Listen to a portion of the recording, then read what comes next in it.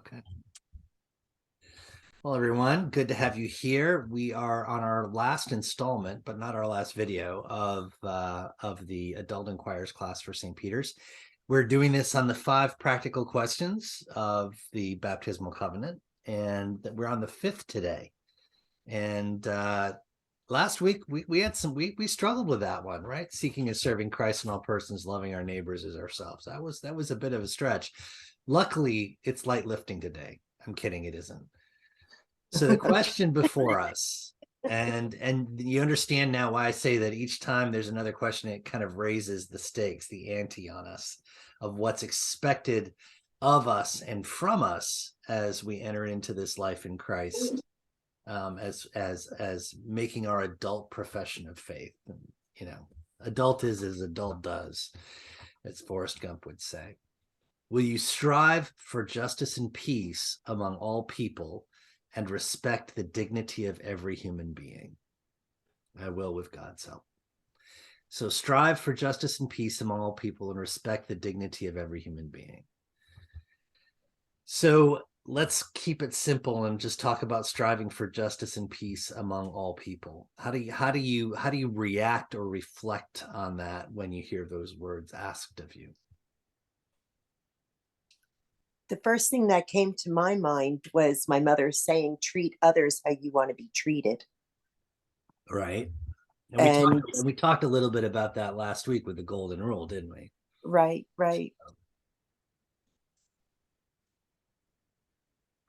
So treat others. There's a challenge with that, though, and that it asks for reciprocity. You know, we as Americans are incredibly transactional. You know, and that's okay. It's kind of how we're constituted. But the challenge of that transactional attitude, which is what it is that I will treat people how I want to be treated, assumes that they can rise to that expectation. And on top of that, if I'm gonna be good, it's because I want people to be good to me. I'm just twisting it a little, just to give us a little bit of grist for the mill, if you will. Mm-hmm. One of the things that's interesting about this is that it doesn't talk about what we expect of other people. It's what we expect of ourselves in relationship to other people. Striving for justice and peace among all people. The other thing that's funny about the baptismal covenant is that it sneaks words in. Remember when we talked about, will you persevere in resisting evil, and whenever you fall into sin, repent and return to the Lord? Whenever, not if. Yeah, right. You know, word and example, the good news of God in Christ. Seek and serve Christ in all persons, loving your neighbor as yourself. Loving your neighbor. This one is justice and peace among people, all people. Isn't that more about accepting everybody as they are without any expectations put on them? Well, I think, you know, Doreen, that's a great idea. I think that's last week. That's seeking and serving Christ in all persons, loving our neighbors ourselves. I'm not saying it's actually very good. You know, seeing the Christ in the other is great. I think with justice and peace among all people, it's now what do we do? Now that we're seeing Christ in that other person, now what do we do with that knowledge?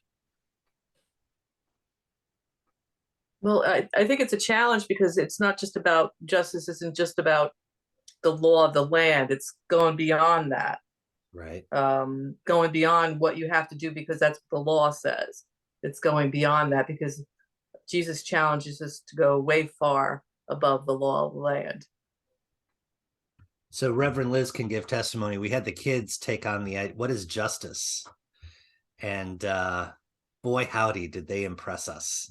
Because the kids nailed 2 kinds of justice that we don't think about in our modern day. When we think of justice, we think about, you know, if you do the crime, you do the time kind of attitude.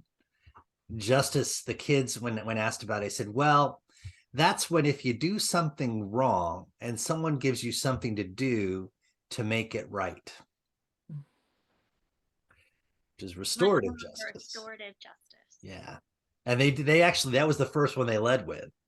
You know, the idea that Mm. justice is more than just, as you said, Dorothy, more than just being subject to the law of the land. There's something higher than that. There's what is right. What is the just thing as opposed to the good thing? Because sometimes justice is not necessarily pleasant or good, is it? Right. There's an aspect of not only taking personal responsibility, but corporate responsibility. Can you think of a way that idea of taking corporate responsibility is polarizing for folks?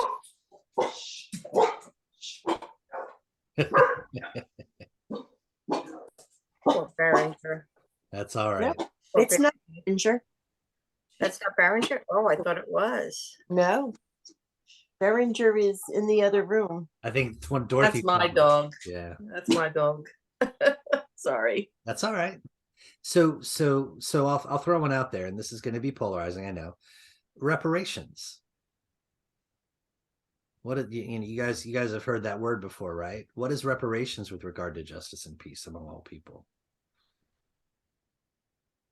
And it doesn't necessarily have to mean reparations for slavery. It could be reparations for Native Americans, Aboriginal rights.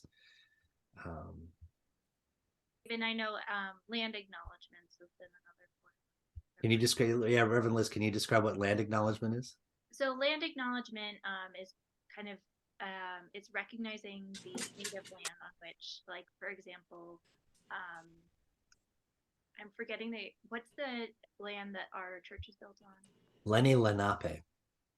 So the original native tribes that lived on the land we now have settled on, and so recognizing that is a form, I think, of reparations for a lot of Yeah, before the crown owned what is Spotswood now, before the crown owned the lot that the church is built on, the crown bought the land from a local Lenni Lenape chief. And by bought, I mean the military captain who bought it got the guy drunk and paid him some money and said, "Here, put your mark on this piece of paper."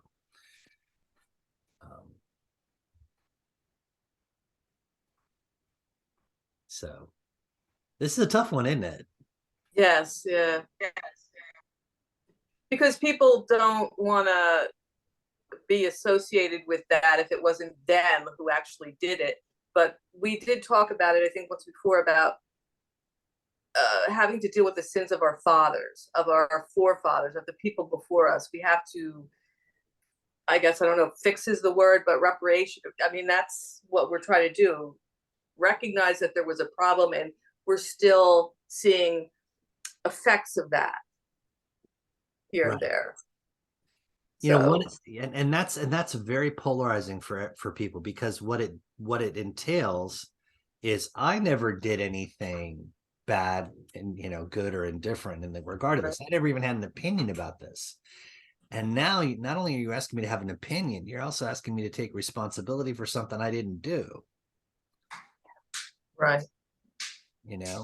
One of the confessions in the Anglican Communion from the New Zealand Book of Common Prayer, we confess that we have done things which are not in the mind of God, and left undone those things which we ought to have done. Right? We've done what we shouldn't have, and we haven't done what we should have. Simple enough. In the New Zealand Book of Common Prayer, there's another line where it says, we acknowledge and bewail the evil we have done and the evil done on our behalf. Mm-hmm. So there are things that are wrong in the world, and we may not necessarily have a personal agency in them, but we have benefited from them. I can name a big one that the United States was involved in, and great good has come from it, but it was also the result of great evil. That when World War II was ending, the Russians and the Soviets and the US as allies basically raided German military engineering and science researchers and created the space age from Nazi scientists. Werner von Braun was the creator and innovator of the V2 rocket, which nearly destroyed Britain. And his work in the United States space program resulted in Neil Armstrong walking on the face of the moon. Yes. So rather than undoing that, how do we, in the case of justice and peace, how do we acknowledge that? How do we say that happened? Well, that's the first start, right? Is acknowledging that it happened and Right. agreeing to the fact that it's a fact that it happened, and knowing that. That's the first part. After that, that's a tough part. Right. And on top of that, again, all people, what it does is it breaks down the boundaries between us that we raise up all the time. Class, race, social standing and structure, where we live in the United States, where we live as members, as citizens of the United States, as citizens of the world. What does it mean to be a human being in relationship to other human beings? Yeah, one of the things with this one, I think, and this is something so simple but really came out of COVID, is thinking about worship accessibility. Had COVID not happened, like, we've learned to respect the dignity of every human being by being able to create accessible worship that people can reach if they're not able to come physically to church, and what that's done for kind of for communities or individuals experiencing disabilities, mental or physical. And so yeah, small scale, I think that's one that I really like to lift up, especially as we Right. in a journey post-COVID. Yesterday, when the shop opened, a young woman came to do some shopping. She had a broken foot. She was in a transfer chair, just a simple hospital transfer chair. Getting her into the main building meant going up the ramp and crossing the threshold and, kind of shushing our way in, but it got her in as like, fully accessible shopping. She gets to shop and enjoy herself and not have to worry about trying to get around a store that isn't welcoming to her. And sometimes it takes us being in a personal situation like that, or with someone we love, for us to see that other people are struggling, that we should pay attention to that and know it exists. Yeah, and that we have to help them. Right. So we've kind of nailed down justice. What is peace? How do we strive for peace? Well, sometimes you have to compromise certain things, I guess. Such as? Say more. I guess, well, I'm married 43 years, so I know a lot about compromise. Yeah. So you may, have to, I guess the whole idea, like with wearing masks, some people think that you should be wearing masks everywhere. I wear them in a lot of places, but if other people aren't wearing them, I don't get offended by it, so I guess just accepting that some people have a different outlook on some things than others. That's a compromise, I guess. Right. I mean, there's many things. I guess that's one good thing. I think you should raise your children to learn how to compromise as they're growing up, and maybe if the one kid wants to play this one game, you should play it, even though you don't want to sometimes, because that's compromise. Mm-hmm. I guess there's a lot of examples that you could use for compromise. The mask are one thing. I'm trying to just think of something that might be relevant to everybody here that's listening. I think one of the things that is particularly challenging when we talk about peace is because we live as dichotomous people, either or, both and, good, bad. We create these polarizing things. So peace, what's the opposite of peace? Chaos. Chaos. Really good. Some people automatically say war or, conflict. And it's the Dorothy that you said chaos, Yeah. because peace versus chaos is a different concept than peace versus war, peace versus conflict. Conflict is so often needed to get to the place of Yeah. peace. It's just a matter of how that conflict is. Right. And Mhm. and the lack of peace, as you say, is chaos. Right. It's like one of the things that one of the great images that I remember seeing once is someone was trying to paint it. It didn't work out well for them, but trying to paint the chaos, the void that came before creation. And most people think of it as just dark, like the absence of light, the absence of noise, like kind of an isolation chamber. But this person actually created it as chaos, as it was a swirl of light and texture in their painting. It was absolutely overwhelming. There was too many colors, too much going on, and it was very unpleasant to look at. Normally you would think, oh, that sounds like just a big swirly bit of paint, but there was something about the way they did it that just churned you up. Yeah. And when Jesus, when God says with the word, let there be light, imagine all of that noise kind of just coming down, that just everything sort of getting back into it or creating itself in a groove, so that it's not cacophony.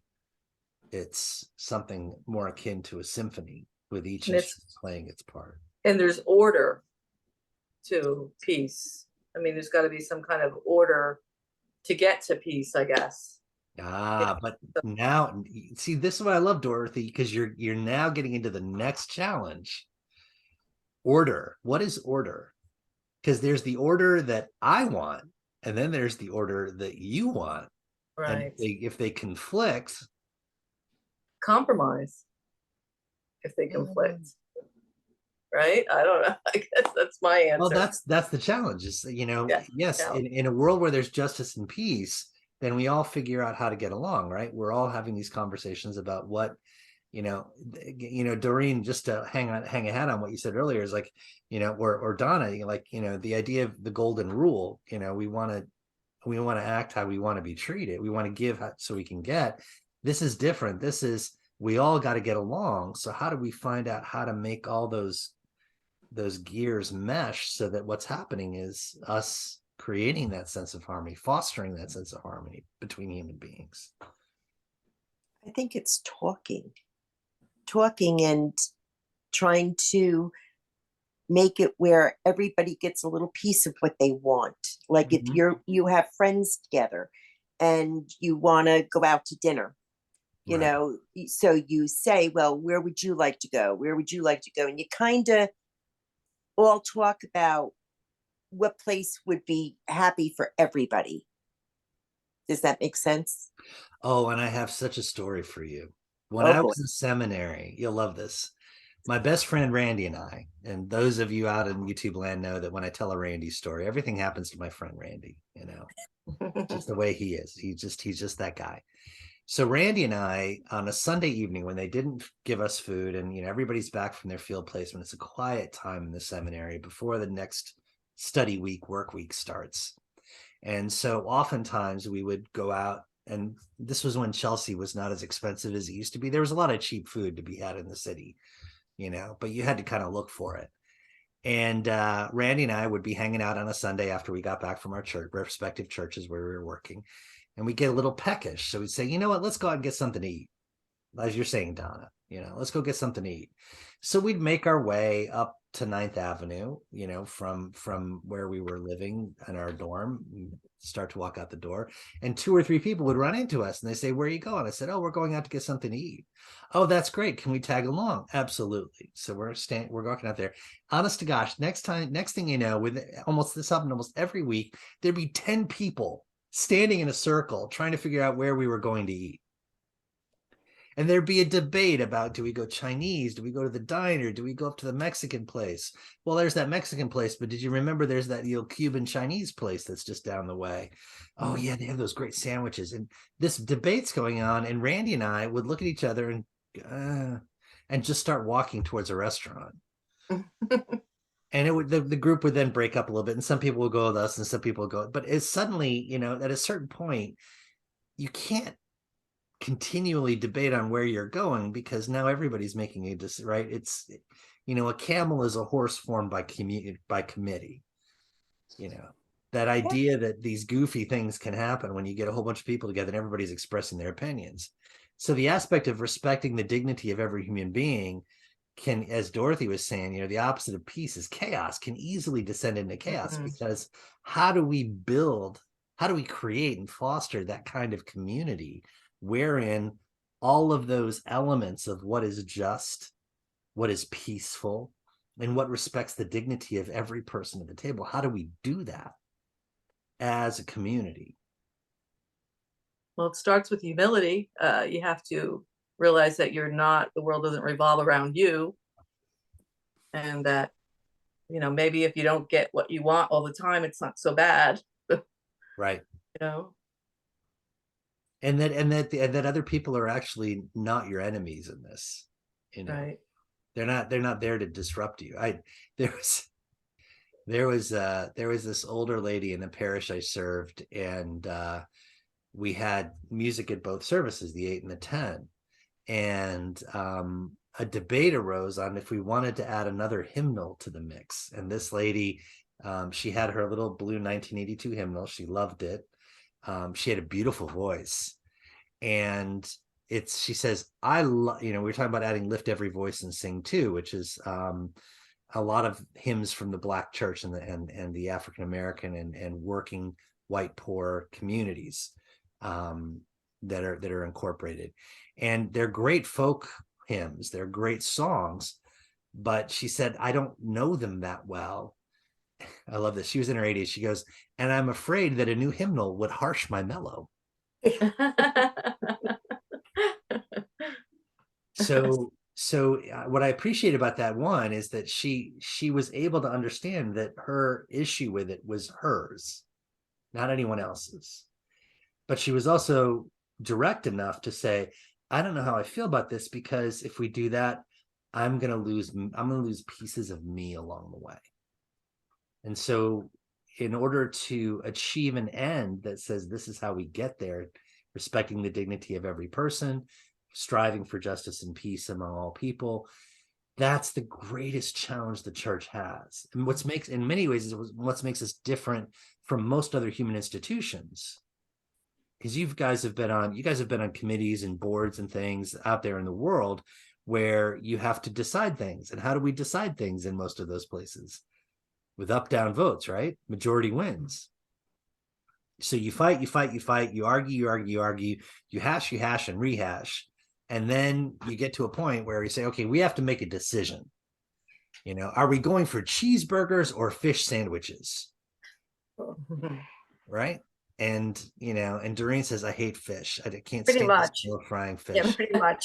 So I have to have a hamburger. No, I'd rather have a steak. But the downside is that it's Friday, and Donna and Dorothy and Liz, it's Friday and Len, Donna, Dorothy, and Liz, I'm sorry, we've never eaten meat.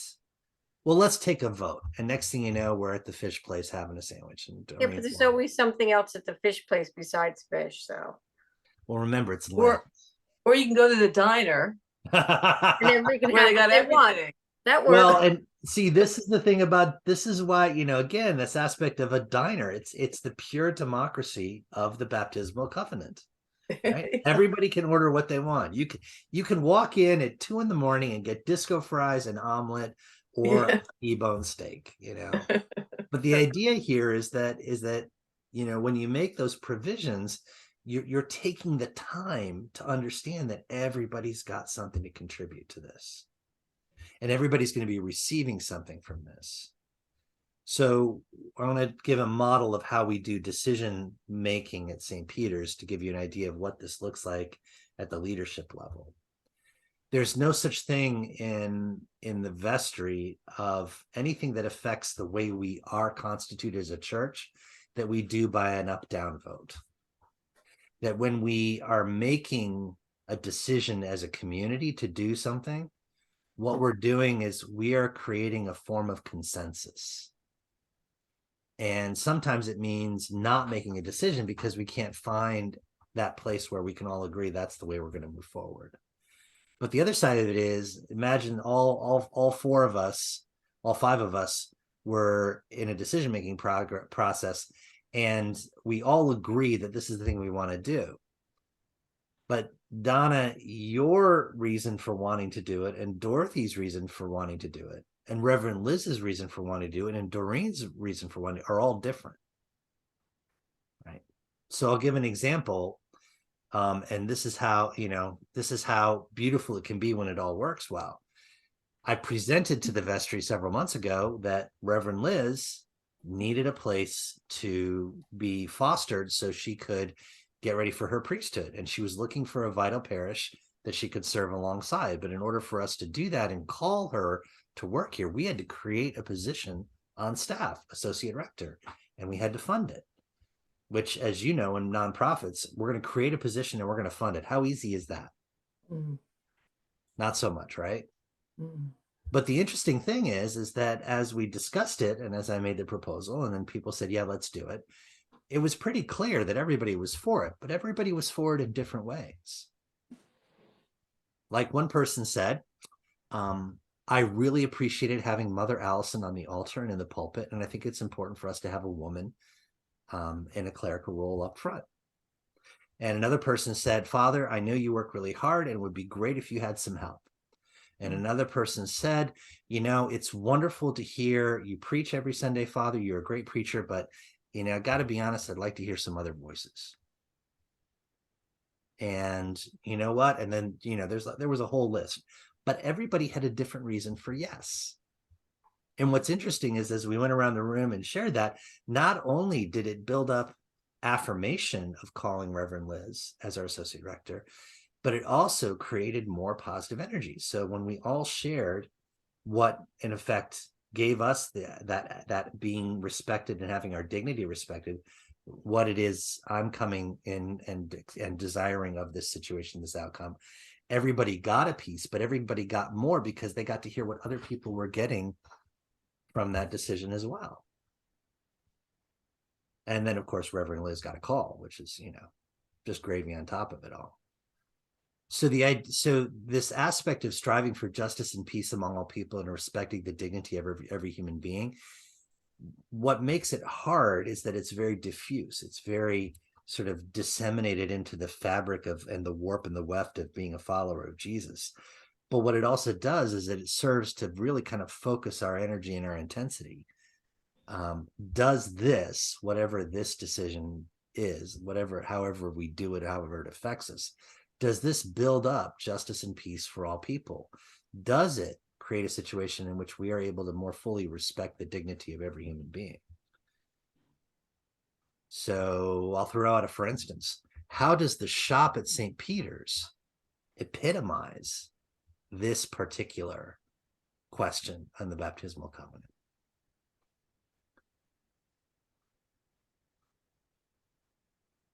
It's just a thrift shop, right? Yeah, I mean, I think you'd have to work there to know that, right? If only we knew somebody who would volunteered at the thrift shop that could give us. I know nobody. Well, the thrift shop it's good because people are donating things they can no longer use, and they have to be in good shape. But we recycle them because they don't use the words throw out, but that's okay. But now, just counting yesterday, the thrift shop made $1,700. That's money going into the parish to do the things that need to be done that we don't have the funding for otherwise, like fix the leak in the back of the church. Which normally we wouldn't have. We'd have to wait till we saved money or however. But just for the past 3 days, this church sale is going to do so much because it's all found money. It didn't cost us anything, but people have been generous and we were able to come up with the extra needed. Right. It also helps others who, I believe, you had said a family lost their home. Mhm. So they were able to go to us and we were able to help them with products that we've had, extra money that we can give them, to put them in a place overnight or for however long I guess they needed to, until something else was figured out for them. Right. So in that, it's nice for people that, I don't want to just say that can't afford, but there are people that just can't afford to go to different stores. And it also helps people that just like to go there and look for themselves also. It's an abundance of different types of people that go there. But it's also, St. Peter's is very fortunate because a lot of thrift stores don't have the donations and do not make the type of money that we're able to do in our parish. And we're So- very fortunate with that. Right. So, but what you guys just aimed at was somebody who can't afford a lot can walk in and find very nice things at a very good Yes. price. I know, I Yes. wear most of them. Because I do a lot of shopping at St. Peter's. Right. Well, and think about what that does is that, it's not only the fact that it's inexpensive, but the grace of it is that, you're creating a sense of abundance for people who may not necessarily have a lot of resources to celebrate abundance. And it's also, nothing is sold that is broken or torn or dirty, or so you're getting quality stuff for a very small amount.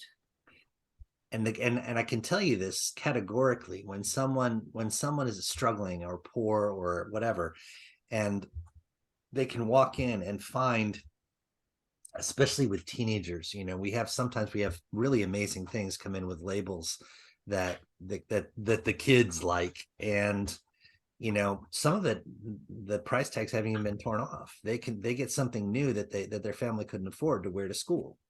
So they again, their dignity, their self-respect, their sense of worth, they're not having to surrender that. So And they go says there. a kid who said off-brand sneakers his entire teenage years because I grew so fast.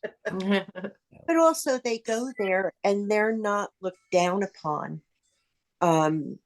because they can't or don't want to. It's not even sometimes they can't. They just don't want to spend the money in large name stores.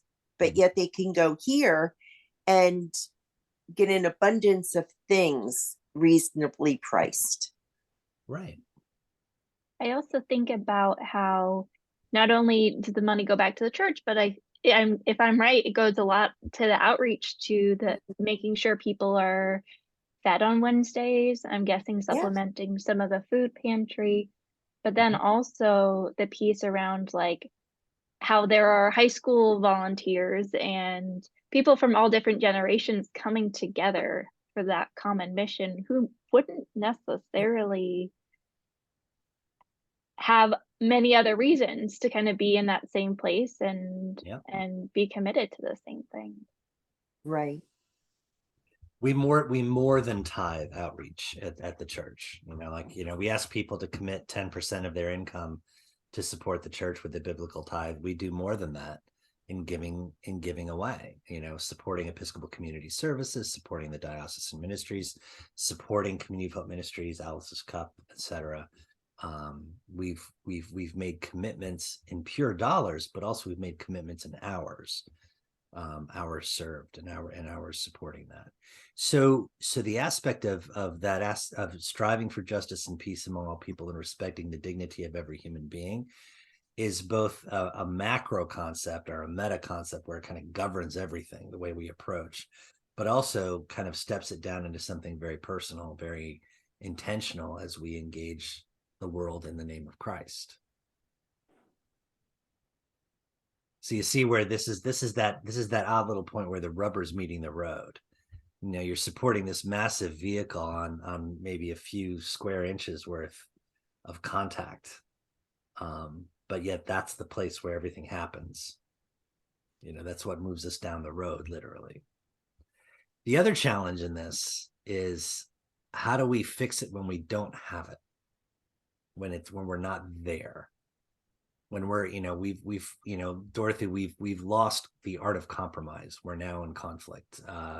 Donna and Doreen, that people have made the decision to be obstreperous and contentious, and they're stubborn, and they're argumentative.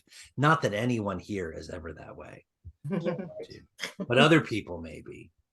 But we get into that headspace. How do we get back to, or how do we restore a sense of that, that extension of dignity to every person, that balance of justice and peace in our interactions? What are some ways that's approached as a church?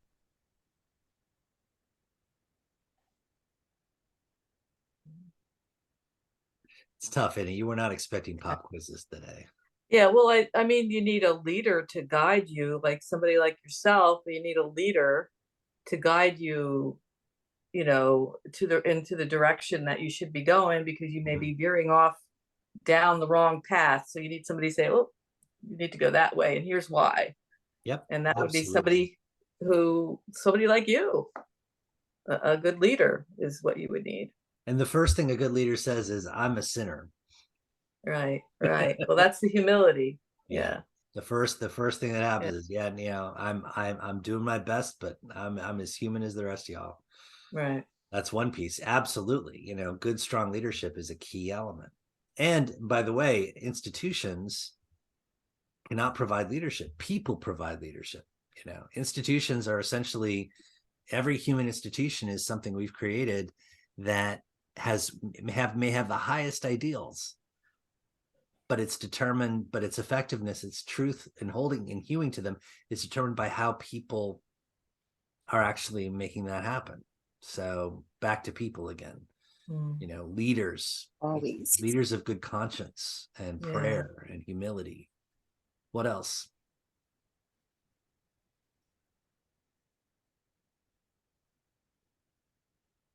This kind of goes back to the other 4 questions. We're all a work in progress. None of us are perfect. None of us. Yeah, we're not. Yeah. We're not okay all the time. Right. Yeah. And though we may have an idea, none of us in the end knows better. Yeah.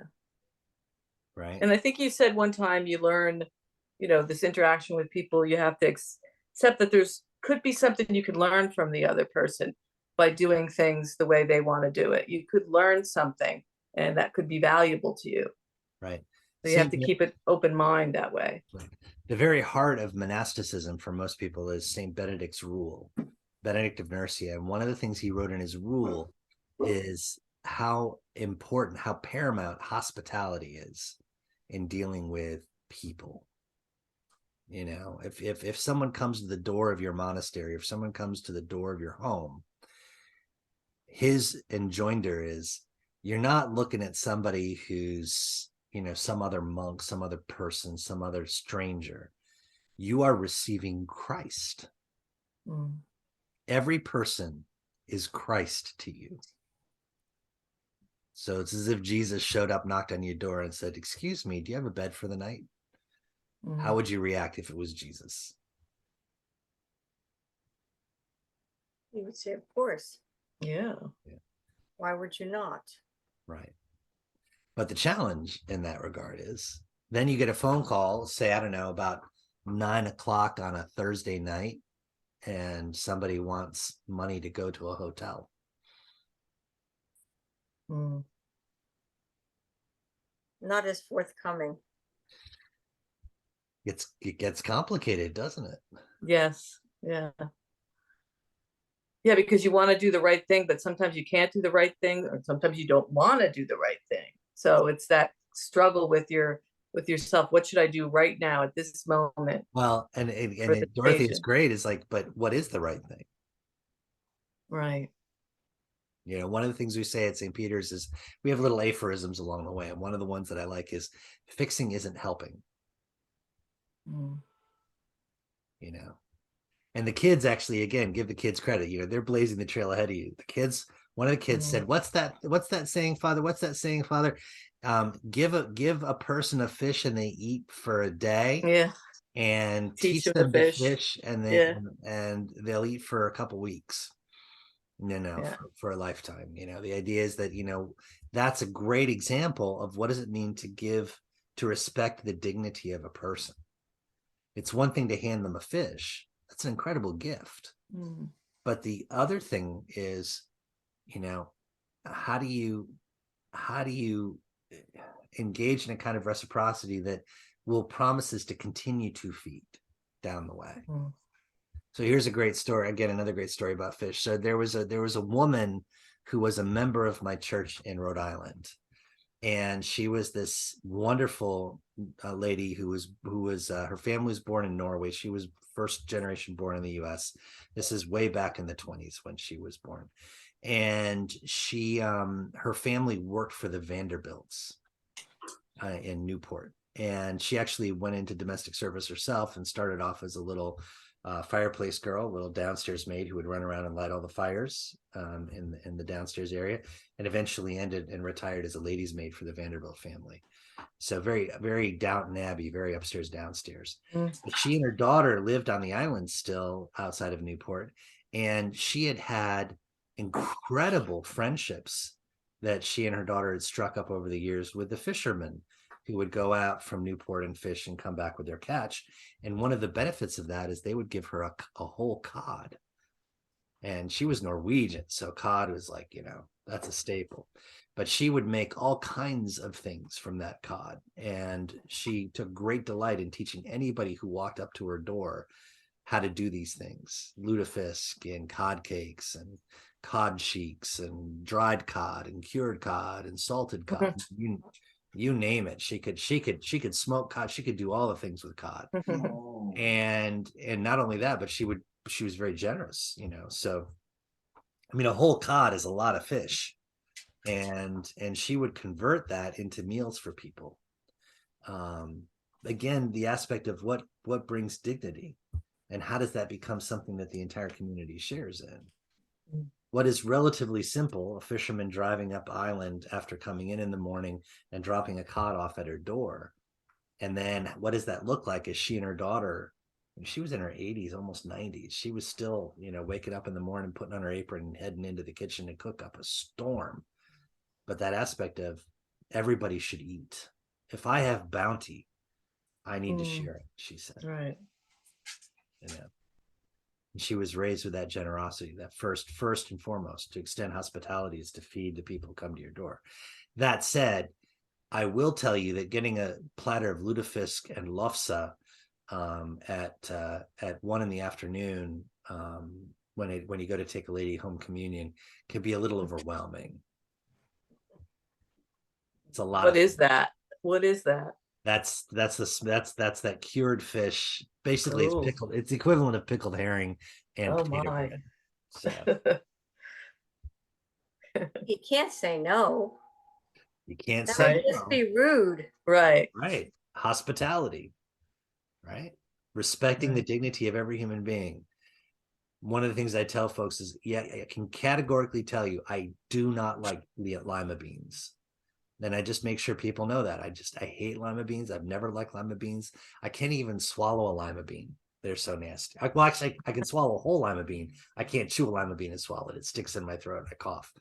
But that said, if somebody served me lima beans, I'm going to eat them. Right. Luckily, I make sure everybody knows that I can't stand them. So out of respect for the dignity of my human being, they don't ask me to eat them. So just to bring this down to the ground and real, I've done this with some light illustrations, but let's talk about some of the darker pieces of humankind. So one of the stories that really catches me about, will you strive for justice and peace among all people and respect the dignity of every human being? What does that look like enacted? And you guys are familiar with Archbishop Desmond Tutu, right? One of the great Anglicans of all time, on one level, and one of the great treasures for us as Episcopalians and Anglicans to know that he was one of our elders, one of our ancestors who could teach with such great integrity, and he was a very passionate resistor of apartheid in South Africa. the division of the races that was brutal and prolonged and intense. And, you know, in many ways, it almost puts our Jim Crow culture to shame. Although, you know, we still have a lot to answer for in that regard. That when apartheid ended, and most other times when that kind of oppression of another group by a governing group was overthrown, very often that resulted in bloodshed and reprisal. You know, the idea that it's more than just getting justice for those who have been harmed, it's punishing to a greater degree those who perpetrated the harm.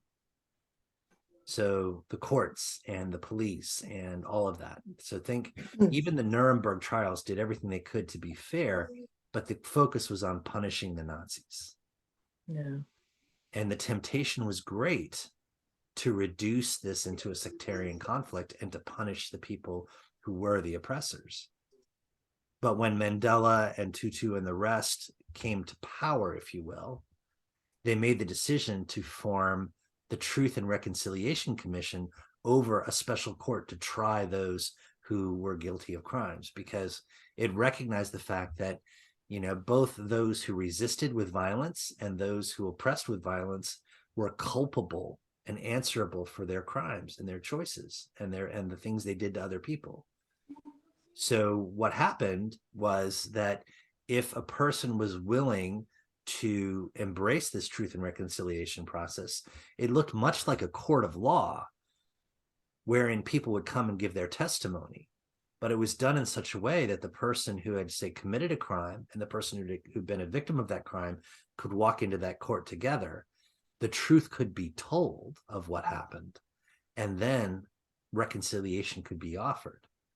And, you know, pardon required person taking personal responsibility for their crime, and also the person who was the victim being able to unburden themselves, be heard and seen, and then have the opportunity to forgive the person who was requesting it.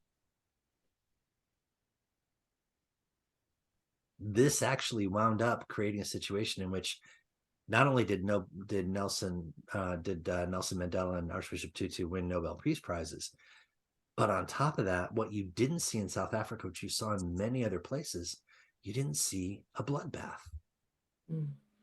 Instead, you saw a sense of a nation finding itself at a point of restoration. Nothing's perfect. It isn't perfect in South Africa. They still struggle with crime. They still struggle with corruption. They still struggle with all of the things that any human society will struggle with. But what they didn't wind up doing was repeating the sins of dehumanization that had gone on in the past. They figured out a way to restart a system so that they could actually have a hope of a person, regardless of the color of their skin, being able to walk the streets with dignity. That a person, regardless of color of skin, could expect justice and peace of their systems. Yeah, and the idea is to avoid war, to try to do what you can do to avoid a war, to avoid such a conflict where more evil and more death and more harm and more despair and more, you know, is done, that you're going to have to, you know, address. So being able to talk to one another, being able to have good leadership, all that, that's important, and to respect each other. And then also to expect that of ourselves. Right. That we go into situations respecting the dignity of the other person. Right. And one of the great challenges that I face from time to time as a pastor is, you know, somebody will come in seeking assistance, but they're struggling with addiction, you know, and I've had a situation or two where someone's walked into my office and needing help, but what they want and what they need are two different things. And what I can give is even a third thing. So they say, I need money. I said, and I would, you know, they're high. It's Right. like, what are you going to use the money for? Food? No, probably not. Well, I can't do that. But I can give you some food if you're hungry. I can give you some clothing if you're cold.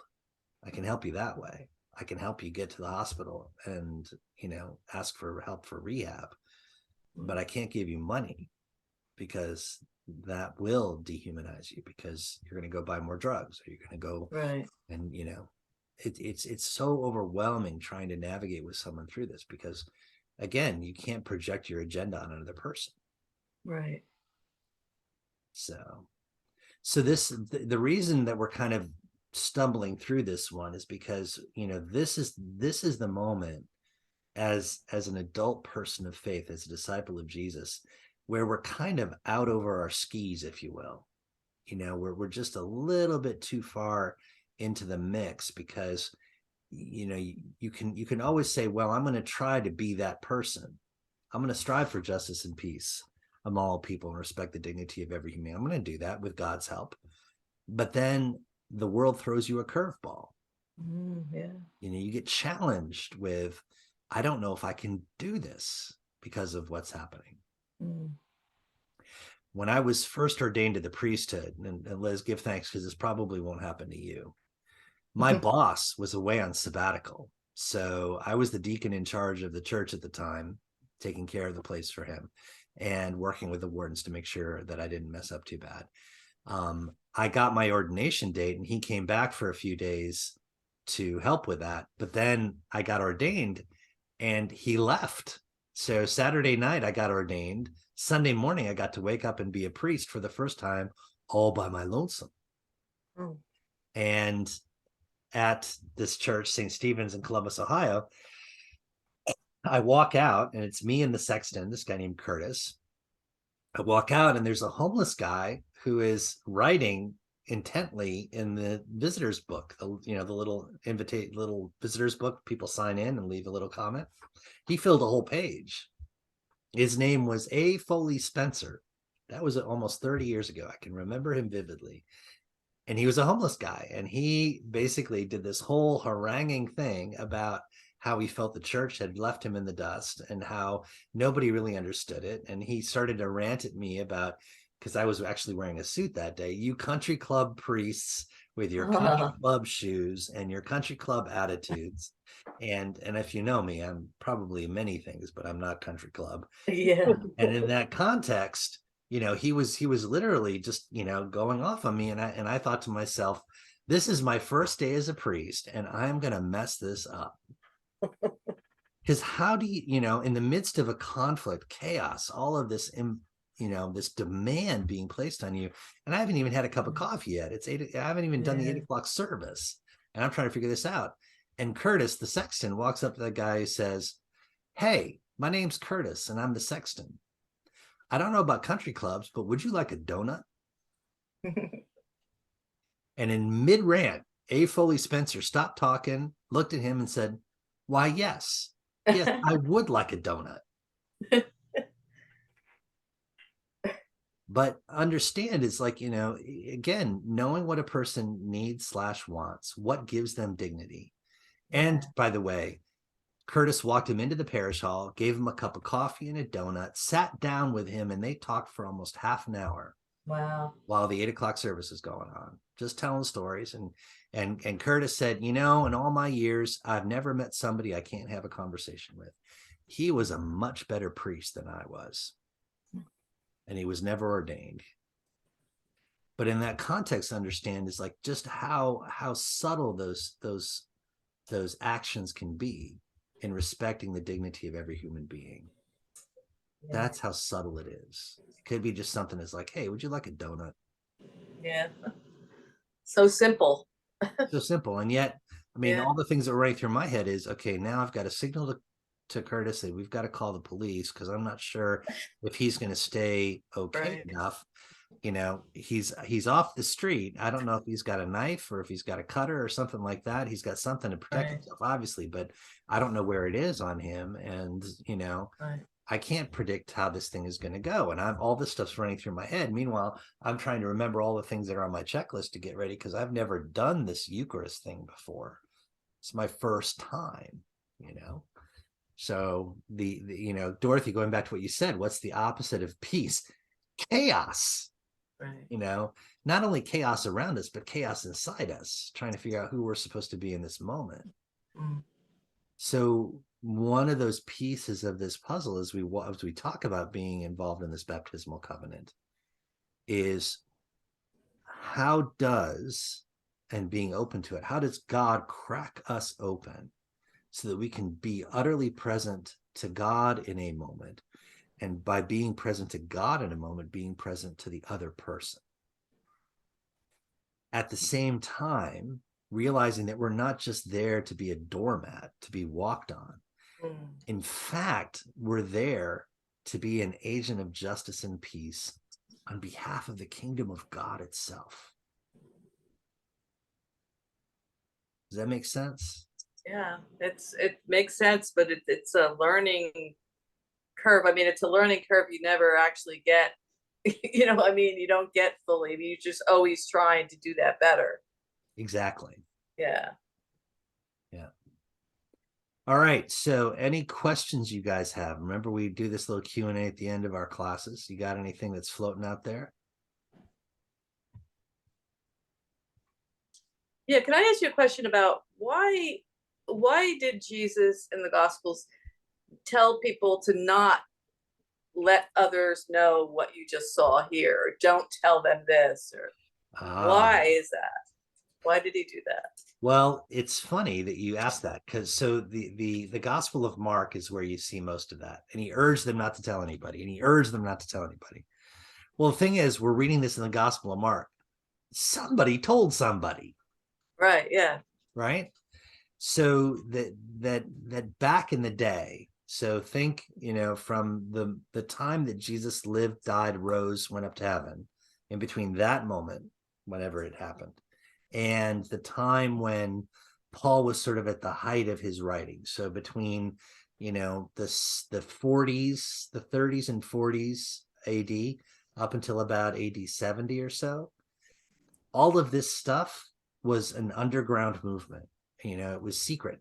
That the idea that, if you were let into it, you were let into something that was secret. And it was also dangerous to know. Okay. So Jesus is telling them when he heals somebody, don't talk about this. He's telling them, when at the Mount of the Transfiguration, that you've seen this, don't tell anybody. But we're hearing these stories. So at some point, it became apparent that these stories were continuing to be told, but also we're being involved in it. We're part of that. And also we're given the story to tell to others. And what's the thing that people love? They love to tell secrets. Yeah. So if it's a secret, like, now you didn't hear it from me, but there was this guy named Jesus. Yeah. Oh my gosh. And Didn't hear from me. this one time that he was in a synagogue, and this guy with a withered hand came, and it was on a Sabbath day, and he says, is it right for this man to remain a cripple, or is it right to heal the person on the Sabbath? And then he says, stretch out your hand, and the guy had his hand back. Holy cow, you should have seen it. It was amazing. But you didn't hear from me. And another time he fed 5,000 people with 5 loaves and 2 fish, but he didn't hear it from me. But what Peter says actually later on in the epistles, which is kind of cool, he says that we were there and we saw it, and so we give you our testimony and we entrust you with it. So you now have that testimony to tell others. So at some point, the secret became public, if you will. The challenge of reading the Gospels, though, and this is one of those, as we're figuring out what justice and peace are and respecting the dignity of every human being, every gospel of the 4 that we read in the scriptures, and there are a couple of other ones that exist outside of scripture, but you can watch conspiracy shows to learn about those. Right, yeah. But Matthew, Mark, Luke, and John, each one of those is about a community that's trying to figure out how to have justice and peace and respect the dignity of every human being in their situation. So for instance, with Mark, how do we tell the secret and encourage people not to be afraid? And in Luke, it's very important that the church, as it is being expressed in Acts of the Apostles, that people understand where that story comes from. Take care. Bye, Liz. That in that context of relating to his community. Luke was trying to tell, this is how you're supposed to behave towards each other. So in many ways, that's the social gospel. That, how do we deal with the poor? How do we deal with the alien? How do we deal with the people who are different? And Luke's all about that. It's all about justice. Matthew, at the time that he was writing, it was, who is this Jesus in relationship to the prophecies of God? So throughout Matthew here, this took place so that the prophecy could be fulfilled, that ... And John is really kind of the cosmic Christ. There's no argument about Jesus being the Son of God, but now, where does that word come from? Where is it going, and how do we relate to it? And where do we, it's a very mystical thing, but it was also penned by a John the Evangelist who was very old at that time, and was thinking back and trying to make sense out of all of these stories and feed the spirit of his community, because the soul of it was broken. They had been thrown out of the synagogues. The church had been tossed out on its ear from where it had started as a Jewish reform movement, and it was now becoming the church as we would start to recognize it. And so you hear an awful lot, frankly, of anti-Semitic writing. The Jews are always opposing Jesus, because the Christians, or the Christ-believing people, were being thrown out of synagogues, that Judaism was purging heresies, even as the Christian church sought to purge heresies a couple hundred years later. Does that answer your question, Dorothy? Yeah. Okay. Any others?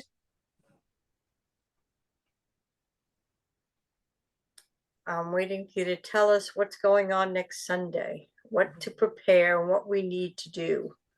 So what I will need is, if you guys can send to my email, that's rector@stpetersspotswood.org, and I'll put that in the chat.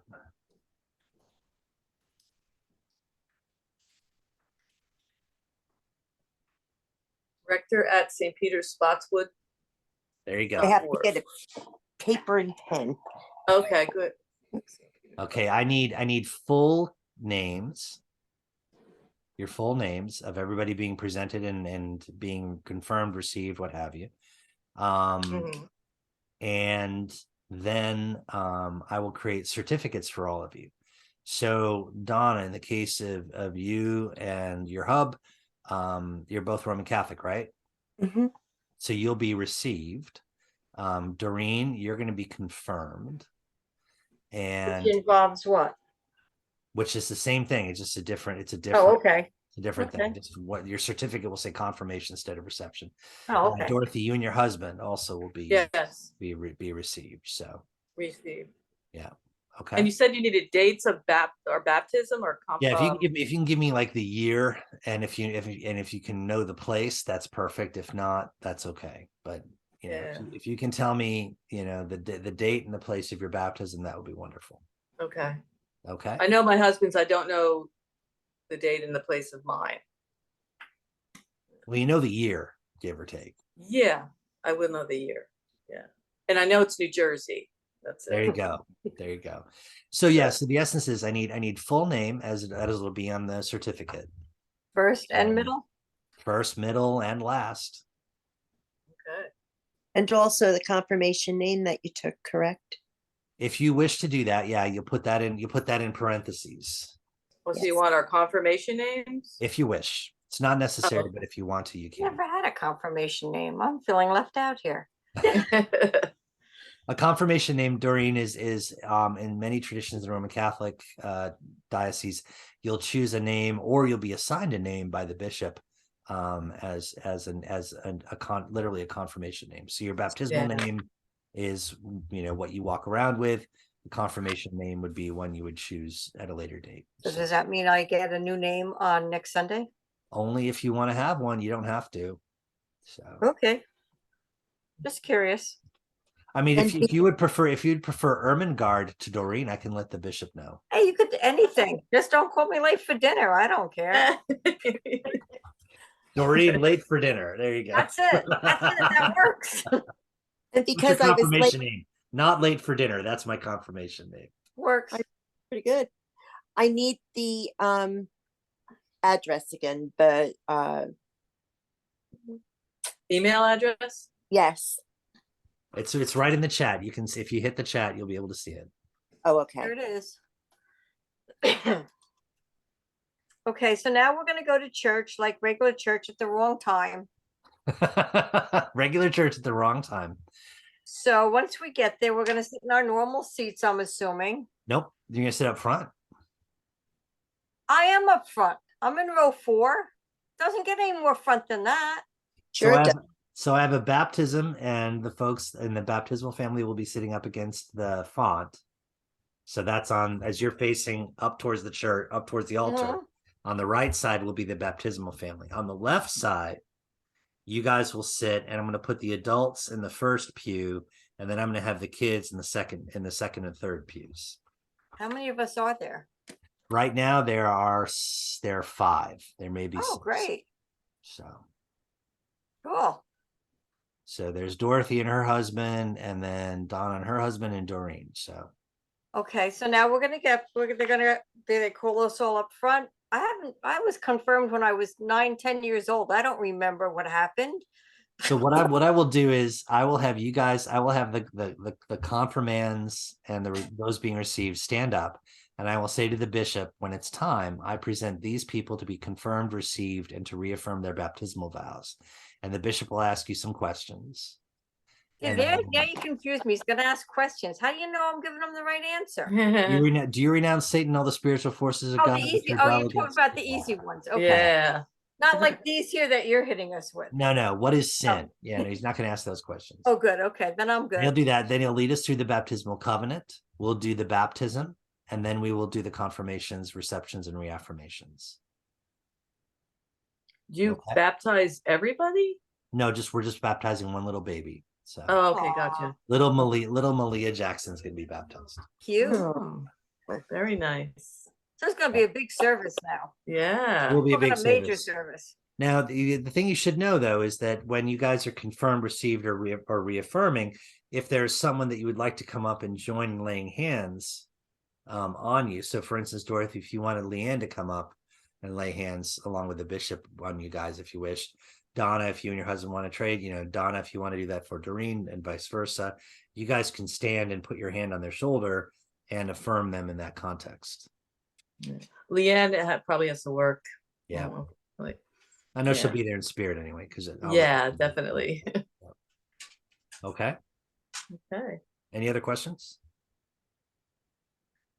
And Yeah. you mentioned this more. Are they doing breakfast before confirmation? There, yeah, we're gonna do like the vestry's gonna host a breakfast reception for the bishop and all the confirmands, those being received, etc. beforehand. So So Okay, what time is that? that'll be at 9. Okay. Okay, so if you can be there at 9, that's great. Mimosas. Like, Mimosas. I don't think they'll let us have them then. I Sorry. agree. Mimosa, I'd rather Irish go I can home. see it now. Irish coffee. Irish I can coffee. see it now. I can say, Donna, do you renounce Satan and all spiritual forces of wickedness or rebel against God? Sure. Give me another one. Hit me again. My glass is empty. I need more. I could see her doing that. Yes. Oh my God. Aw. All right, I'm going to stop the recording now. Any other questions? This is good stuff. No.